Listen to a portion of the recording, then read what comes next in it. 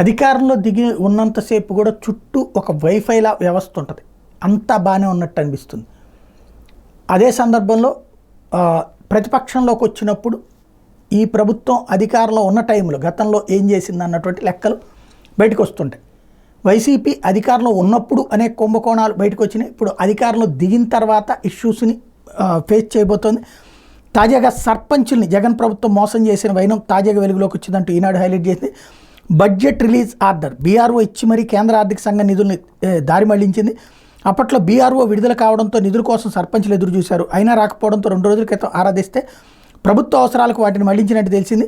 2024-25 సంవత్సరానికి 2వ విడత గ్రామీణ స్థానిక సంస్థలకు కేంద్రం 998 కోట్లు ఏడాది మార్చిలో విడుదల చేసింది. ఇందులో దాదాపు 700 కోట్లు 70% గ్రామ పంచాయతీలకు కేటాయించింది. కేంద్ర నిధులు ఇచ్చిన విషయాన్ని రాష్ట్ర ప్రభుత్వం చాలా రోజుల పాటు గోప్యంగా ఉంచింది. విషయం తెలిసి సర్పంచులు ఆందోళనకు దిగడంతో ఎన్నికల నోటిఫికేషన్ వెలువడే ముందు బీఆర్ఓ ఇచ్చింది. పంచాయతీరాజ్ శాఖ అధికారులు ఆగమేఘాలపైన బిల్లులు తయారు చేసి రాష్ట్ర ఆర్థిక శాఖ నివేదిక పంపారు.